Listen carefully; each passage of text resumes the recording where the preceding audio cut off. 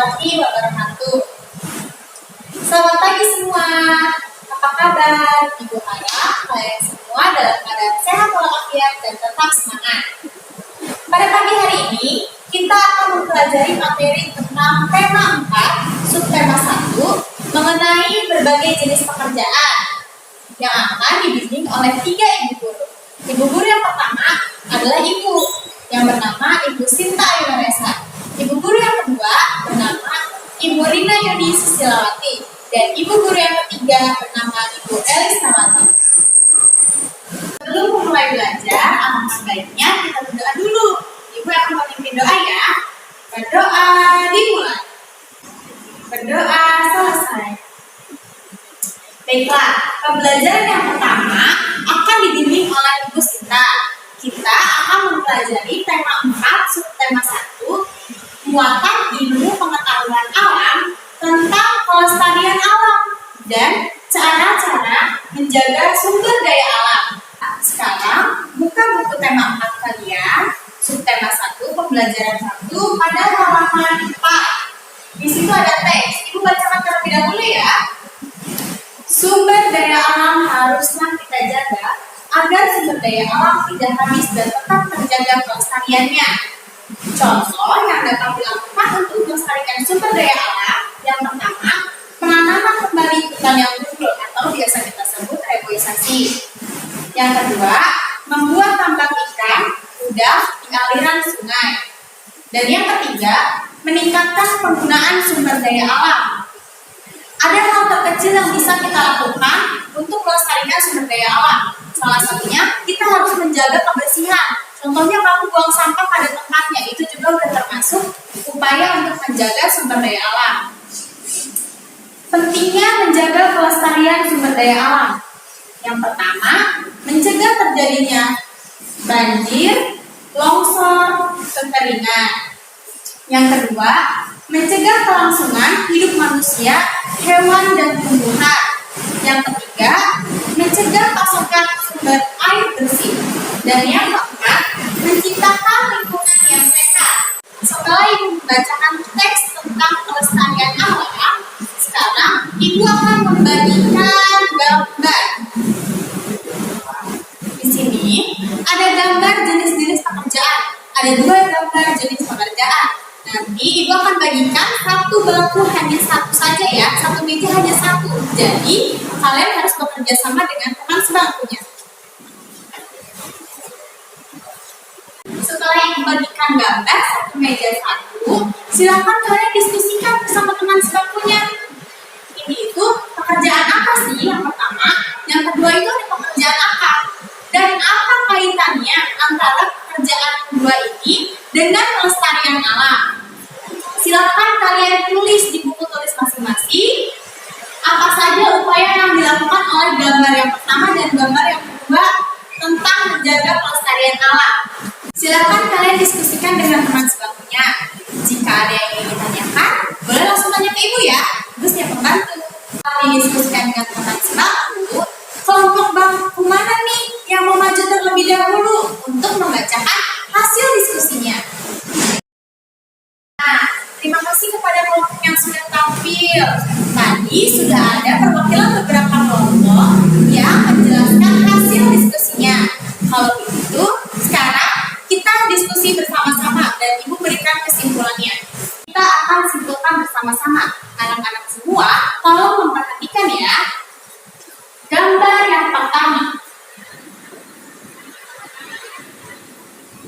Gambar 1, ada profesi nelayan.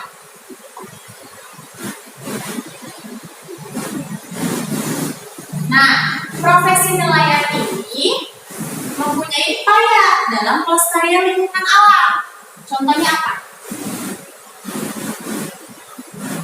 Contohnya mengambil hasil laut tidak menggunakan beracun.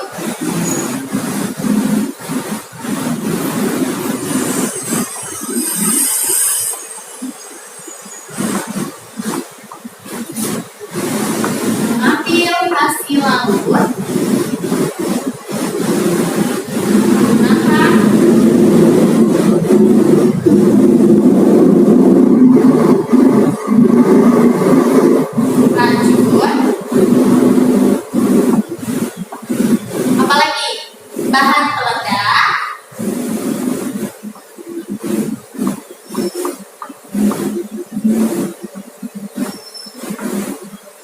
dan bekas harimau.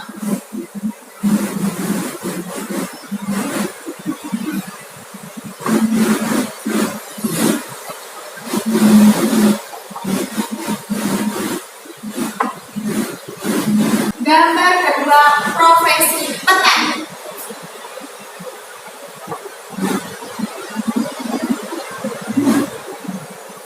Upaya yang dilakukan oleh petani untuk menjaga kelestarian alam, contohnya yaitu menggunakan pupuk alami,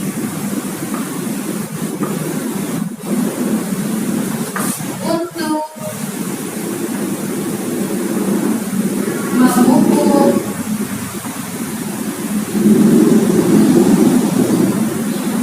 tanaman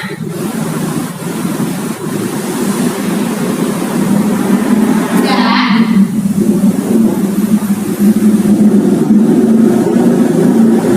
menanam pohon agar tidak tandus.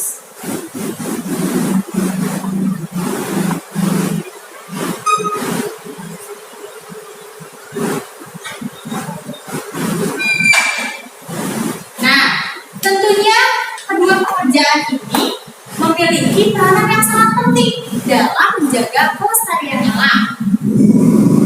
Baiklah, karena kalian sudah paham cara menjaga kelestarian sumber daya alam, maka materi pembelajaran selanjutnya akan disampaikan oleh Ibu Rina Yuni Susilawati. Terima kasih untuk Bu Sinta Ayu yang sudah menjelaskan tentang materi sebelumnya. Assalamualaikum warahmatullahi wabarakatuh. Apa kabar kalian semuanya? Hari ini bersama dengan Ibu Rina akan belajar IPS, yaitu berkaitan dengan materi tematik, tema 4, subtema 1, kegiatan ekonomi dan jenis pekerja. Kegiatan ekonomi, sebelumnya ada yang tahu belum kegiatan ekonomi itu apa?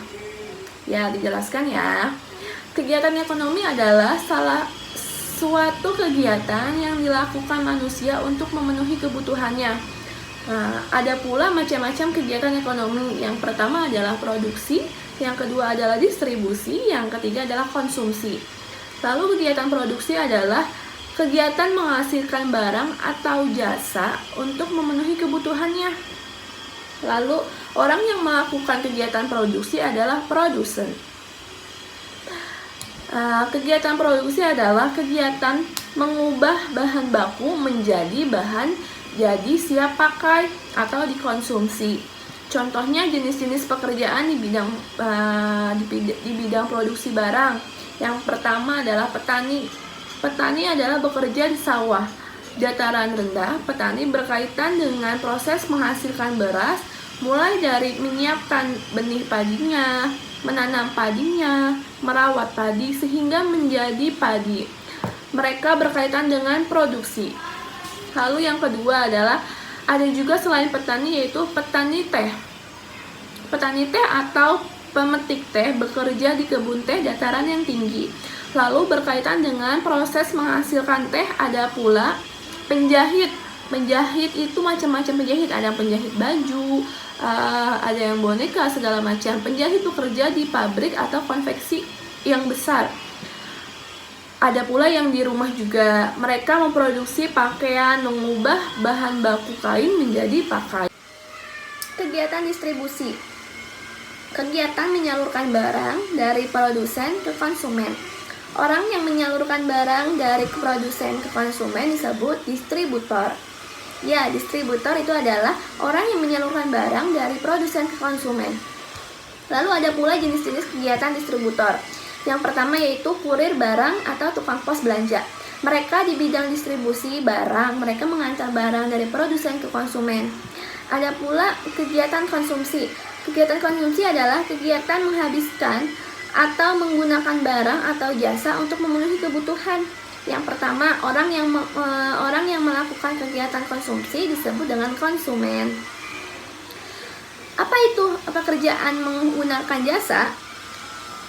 Pekerjaan yang menggunakan jasa adalah pekerjaan yang menghasilkan jasa dan penggunaan bisa dinikmati oleh orang lain. Contohnya, misalnya guru adalah kita tahu kan ya, guru itu sebagai apa? Kayak ibu misalkan, guru itu adalah mengajar murid-murid untuk bekal yang akan datang ilmunya. Lalu apalagi? Misalnya dokter sekarang banyak orang yang sakit, dokter pula yang bisa mengobati orang-orang yang sakit, yang di rumah sakit ataupun yang di rumah. Lalu yang ketiga ada pula polisi. Polisi adalah mengatur lalu lintas agar pengendara tertib, terhindar dari pelanggaran lalu lintas atau terjadi kemacetan. Misalnya di jalan raya banyak sekali yang melakukan pelanggaran. Kalau tidak ada polisi akan berantakan atau akan tidak tertib gitu ya. Baik, terima kasih. Itu yang Ibu bisa jelaskan ke kalian. Semoga kalian bisa bermanfaat. Cukup sekian dari Ibu Rina. Wassalamualaikum warahmatullahi wabarakatuh. Baik, materi selanjutnya akan dijelaskan oleh Ibu Elis Nawati. Sekian dan terima kasih. Terima kasih kepada Ibu Guru Rina. Pada kesempatan kali ini kita akan belajar tentang mengulas isi buku sastra. Mengulas isi buku sastra. Sebuah buku sastra biasanya berisi satu atau beberapa cerita. Mengulas isi buku sastra berarti menjelaskan satu persatu hal yang dibahas di dalam buku.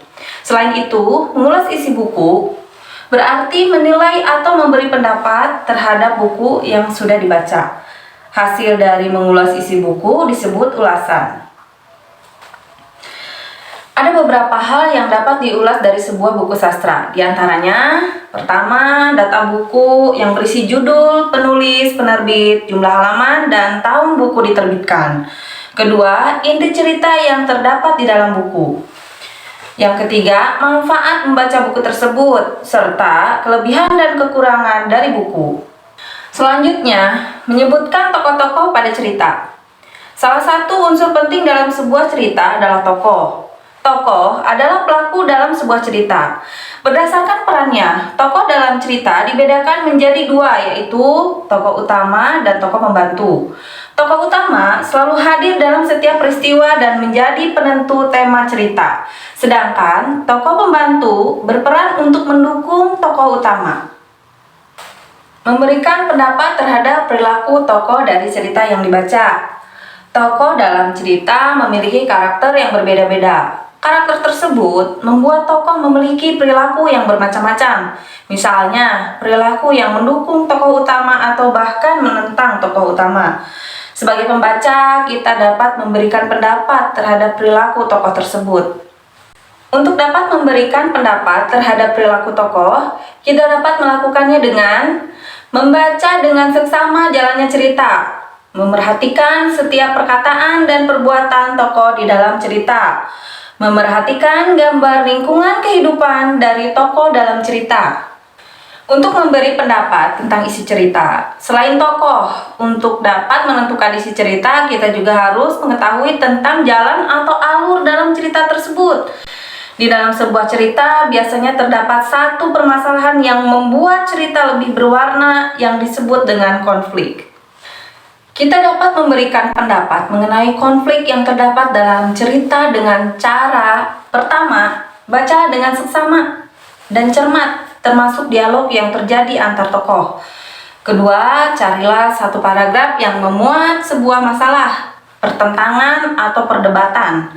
Lalu carilah penyebab awal munculnya permasalahan atau konflik di dalam cerita tersebut. Carilah juga bagaimana permasalahan dalam cerita tersebut diselesaikan.